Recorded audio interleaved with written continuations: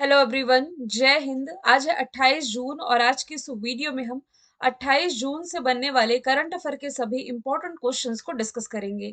Quick revision कर लेते हैं। कल हमने क्या क्या पढ़ा था कि टाइटैनिक जहाज का मलबा देखने गया अभी जो पनडुब्बी था टाइटन, इसमें सवार पायलट समेत 4 टूरिस्टों की मौत हो गई है। भारत इन पेरिस अभियान की शुरुआत दिल्ली से की गई है। फेस ऑथेंटिकेशन फीचर के साथ प्रधानमंत्री किसान मोबाइल ऐप लॉन्च किया है। नरेंद्र सिंह तोमर ने नाविक दिवस 25 जून, अंतर्राष्ट्रीय ओलंपिक दिवस 23 जून को मनाया गया। हॉकी इंडिया जूनियर पुरुष राष्ट्रीय चैंपियनशिप का खिताब मध्य प्रदेश ने जीता है। रिसेंटली बलिदान स्तंभ का उद्घाटन गृह मंत्री अमित शाह ने श्रीनगर में किया है। मिस्र ने अपने सर्वोच्च सम्मान ऑर्डर ऑफ नाइल से सम्मानित किया प्राइम मिनिस्टर नरेंद्र मोदी को। लैंगिक समानता सूचकांक में आइसलैंड टॉप पर, इंडिया इस बार 127 पर रहा है। ये सभी क्वेश्चंस हमने पढ़ लिए थे। इसका रिवीजन हमने क्विज फॉर्मेट में सॉल्व किया था मेरे official Telegram channel Kalyani ma'am official पर, और इस पर मैंने आप लोगों को इस वीडियो की पीडीएफ भी शेयर कर दी थी। शुरू करते हैं आज का हमारा पहला सवाल। किस तूफान को 1977 1977 के बाद से सबसे लंबे समय तक एक्टिव रहने का, यानी कि सबसे एक्टिव चक्रवात घोषित किया है? तो ये एक्टिव चक्रवात घोषित किया है बिपरजॉय। अभी बीते कुछ दिनों से ये चर्चे में भी है। कुछ दिन पहले मैंने आप लोगों को बताया था कि यदि आप इंडिया के नक्शे में देखें तो इधर बे ऑफ बंगाल, बंगाल की खाड़ी है, इधर अरेबियन सी है, तो इसी अरेबियन सी में ये बिपरजॉय चक्रवात एक्टिव रहा और अरब सागर में सबसे लंबे समय तक एक्टिव रहने का रिकॉर्ड इसने बनाया। एक नई उपलब्धि इसके नाम की। 1977 के बाद लगभग 46 वर्षों में एक्टिव रहने वाला या सबसे लंबे समय तक चलने वाला ये चक्रवात बन गया है। ये अरब सागर में कुल 13 दिन और 3 घंटे तक एक्टिव रहा है। ये गंभीर चक्रवातों का जो एवरेज जीवन काल होता है इससे 2 गुने से अधिक रहा है और 6 दिन 3 घंटे से अधिक है, जो कि 6 दिन 3 घंटे से अधिक है। इतना अभी तक कोई चक्रवात एक्टिव नहीं रहा जितना ये बिपरजॉय रहा है। गंभीर चक्रवातों की कैटेगरी में हम देखें यदि, तो यदि मैं बात करूं बिपरजॉय चक्रवात की, तो इसका नामकरण किसने किया है? बांग्लादेश के द्वारा इसका नामकरण किया गया है। जो भारतीय मौसम विज्ञान संगठन है ना, जिसका मुख्यालय दिल्ली में है, और मृत्युंजय महापात्रा इसके महानिदेशक हो जाएंगे। मोचा चक्रवात म्यांमार को इसने प्रभावित किया था अभी हाल ही में, और इसका नामकरण किया गया था यमन के द्वारा। अम्फान चक्रवात का नामकरण किसने किया था? मैं यहाँ नामकरण ही मेंशन करती हूँ क्योंकि म्यांमार का आगे एक और फैक्ट है जो कि आगे हम रिलेट कर लेंगे, है ना। मोचा चक्रवात का नाम यमन के द्वारा। अम्फान चक्रवात का नाम किसने किया था? थाईलैंड ने किया था। और इसके बाद आसानी चक्रवात का नाम ये किया गया श्रीलंका के द्वारा। ठीक है, आगे चलते हैं। फीफा अंडर 17 वर्ल्ड कप 2023 कौन सा देश मेजबानी इसकी करने जा रहा है? कुछ दिन पहले मैंने आपको बताया था इसे पेरू होस्ट करेगा।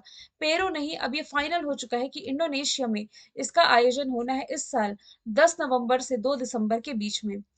इसकी जो मेजबानी का अधिकार है ये पेरू को दिया गया था। बाद में बुनियादी ढांचे के बारे में चिंताओं के कारण इन्हें वापस लिया गया है और इस साल इंडोनेशिया इसे होस्ट कर रहा है। इंडिया के नक्शे में ये है इंडोनेशिया। वैसे राजधानी आप जकार्ता पढ़ते हैं, जहाँ जहाँ आसियान का मुख्यालय है, association of south east Asian nation का। इस बार का आसियान समिट भी जो है ना 2023 का, ये इंडोनेशिया ही होस्ट करने जा रहा है। आसियान में शामिल जो 11वीं मेंबर कंट्री है ये ईस्ट तिमोर बनी है, पूर्वी तिमोर। हालांकि इंडोनेशिया की प्रस्तावित राजधानी नुसंतरा है। इंडोनेशियाई रुपी करेंसी जोको विडोडो यहाँ की करेंसी हो जाएगी। दो प्रमुख एक्सरसाइज आप याद रख सकते हैं, एक तो है समुद्र शक्ति, दूसरी हो जाएगी गरुड़ शक्ति एक्सरसाइज। ठीक है, ये आप लोगों को याद रख लेना है। और यदि मैं अदर ऑप्शन की बात करूं तो भारत इस साल क्या होस्ट कर रहा है? ICC men's world cup. भाई बहुत इंपॉर्टेंट है, याद रखें। तो ICC men's world cup 2023 Bharat host करने जा रहा है, जबकि पाकिस्तान और श्रीलंका ये हाइब्रिड मॉडल में इस वर्ष का जो एशिया कप है ये होस्ट करेंगे। आगे चलते हैं। हाल ही में किस कंपनी को प्रतिष्ठित 2023-24 का सबसे पसंदीदा कार्यस्थल का सम्मान मिला है, यानी कि काम करने के पर्पज से सबसे ज्यादा पसंद किया जाने वाला जो कार्यस्थल बना है, ये बना है NTPC, national thermal power corporation, जो कि भारत की सबसे बड़ी बिजली उत्पादन कंपनी है, विद्युत मंत्रालय के स्वामित्व में है। एनटीपीसी 1975 में स्थापना हुई। गुरदीप सिंह इसके वर्तमान में एमडी और अध्यक्ष हो जाएंगे। आप यदि इस सभी ऑप्शन को देखें ना, तो ये सभी महारत्न कंपनीज के एग्जाम्पल हैं। महारत्न, नवरत्न, मिनी रत्न कंपनी का एग्जाम्पल काफी बार मैंने आप लोगों को बताया है। महारत्न कंपनी वो होती है जिस पर सरकारी हस्तक्षेप जो है ये बहुत कम होता है। एक एक फैक्टर हम डिस्कस करेंगे। Oil and natural gas corporation limited की मैं बात करूं तो इसका प्रभार रिसेंटली अरुण कुमार सिंह ने संभाला है। अभी सेल चर्चे में था। सेल स्टील अथॉरिटी ऑफ थोड़ा यहाँ पर मिस्टेक हो गया, अमरेंदु प्रकाश होगा। Steel authority of India limited, तो इसका जो प्रभार अभी रिसेंटली संभाला है ये अमरेंदु प्रकाश ने संभाला है। और यदि मैं बात करूं REC, rural electrification corporation limited, तो ये ना भारत की 12वीं महारत्न कंपनी बनी थी, इसलिए चर्चे में आई थी। आगे चलते हैं।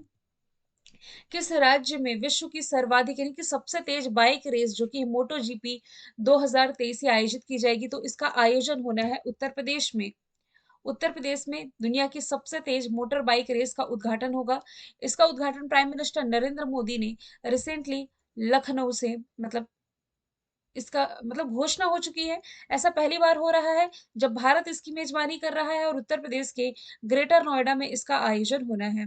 अब यदि मैं बात करूं उत्तर प्रदेश की राजधानी लखनऊ, मुख्यमंत्री योगी आदित्यनाथ, राज्यपाल यहाँ की आनंदीबेन पटेल हो जाएंगी।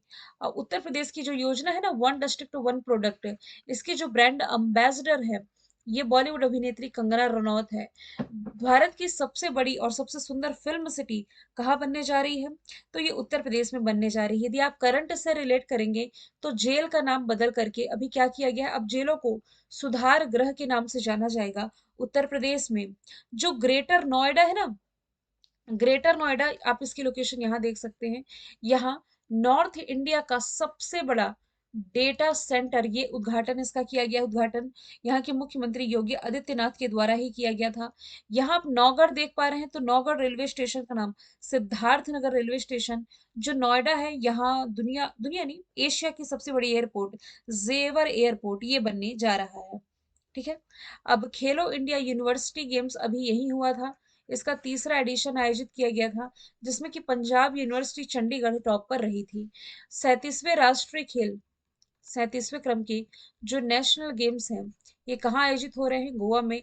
ओडिशा ने FIH men's hockey world cup की मेजबानी की है, जिसमें कि विजेता जर्मनी रहा है। मध्य प्रदेश ने खेलो इंडिया यूथ गेम्स के तीसरे संस्करण की, सॉरी, 5वें संस्करण की मेजबानी की, जिसमें कि महाराष्ट्र टॉप पर रहा है।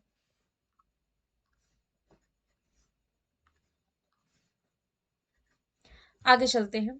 नशीली दवाओं के खतरे पर नकेल कसने के लिए दिल्ली के द्वारा कौन सा ऑपरेशन चलाया गया है? रिसेंटली दिल्ली सरकार ने ऑपरेशन कवच की शुरुआत की है। किस लिए? तो नशीली दवाओं के खतरे पर नकेल कसने के लिए। इस ऑपरेशन के तहत दिल्ली पुलिस ने नशीली दवाओं के अपराधों में शामिल कुल 776 व्यक्तियों को पकड़ा है। जो NDPS है, इनकी narcotics drugs and psychotropic substance act, इससे जुड़े 15 मामले के सिलसिले में ये की गई। और पुलिस ने अब तक करीब 36 किलोग्राम हेरोइन को, हेरोइन वो नहीं, एक्ट्रेस वाली हीरोइन, ये नशीला पदार्थ है, जिसे जब्त करने में सफलता हासिल की है दिल्ली गवर्नमेंट ने। कुछ ऑपरेशंस यहाँ से मैंने ऐड किए हैं जो कि चर्चे में रहे हैं। ऑपरेशन ऑप्स क्लीन आप कह सकते हैं, पंजाब गवर्नमेंट के द्वारा इसकी शुरुआत की गई थी। क्यों की गई थी? ड्रग फ्री बनाने के लिए। ऑपरेशन करुणा, जिसका मैंने डिस्कशन किया था, म्यांमार में जो मोचा चक्रवात आया था ना, इससे प्रभावित म्यांमार को हेल्प करने के लिए भारत ने ऑपरेशन करुणा चलाया। जबकि अभी भूकंप से प्रभावित था तुर्की, या तर्की आप कह सकते हैं, जिसका नाम बदल करके तर्की ये किया गया है, तो इसे हेल्प करने के लिए भारत ने ऑपरेशन दोस्त की शुरुआत है जो कि ये की थी। आगे चलते हैं। हाल ही में वनडे क्रिकेट में वनडे लगातार 3 वनडे में 5 विकेट लेने वाले जो पहले स्पिनर बने हैं, ये वानिदु हसरंगा बन गए हैं। ये उपलब्धि इन्होंने वनडे विश्व कप क्वालिफायर के दौरान आयरलैंड के खिलाफ हासिल करी है। कुछ ऐसे क्वेश्चंस होते हैं ना, तो इसमें खिलाड़ी और उनसे संबंधित कंट्री आप लोगों को याद रखनी पड़ती है। तो ये बिलोंग करते हैं श्रीलंका से, वानिदु हसरंगा। सैम करन बिलोंग करते हैं इंग्लैंड से। क्या बताया था मैंने, काफी दिन हो गया बताए हुए, कि आईपीएल के इतिहास के सबसे महंगे खिलाड़ी यही थे। 18.5 करोड़ में पंजाब किंग्स ने इन्हें खरीदा था। साउथ अफ्रीका से बिलोंग करते हैं कगिसो रबाडा। ये क्यों चर्चे में थे, तो आईपीएल में 100 विकेट लेने वाले खिलाड़ी ये बने। जबकि राशिद खान की यदि मैं बात करूं, तो ये किस कंट्री से बिलोंग करते हैं, ये बिलोंग करते हैं अफगानिस्तान से। गुजरात टाइटंस के लिए खेल रहे थे। आगे चलते हैं, हिंदुस्तान यूनिलीवर लिमिटेड के एमडी सीईओ के रूप में किसकी नियुक्ति की गई है, तो रिसेंटली रोहित जावा बन गए हैं हिंदुस्तान यूनिलीवर लिमिटेड के एमडी सीईओ। ये संजीव मेहता को रिप्लेस करेंगे। हिंदुस्तान यूनिलीवर लिमिटेड 1933 में स्थापना हुई, मुंबई महाराष्ट्र में हेडक्वार्टर हो जाएगा।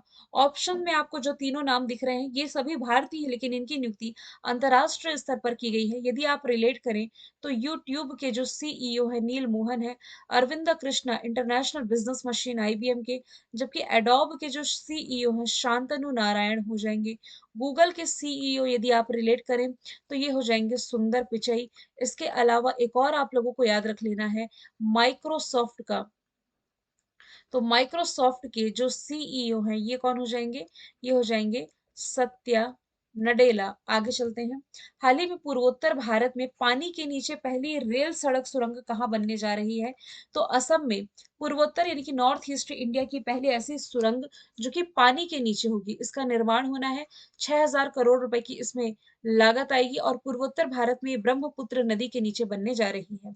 असम, जिसकी राजधानी दिसपुर, मुख्यमंत्री यहाँ के हेमंता बिस्वा शर्मा हो जाएंगे। राज्यपाल बदले गए हैं, यदि आप लोगों को नाम याद हो बदले गए राज्यपाल का, तो ये आप मुझे कमेंट बॉक्स में बताएंगे।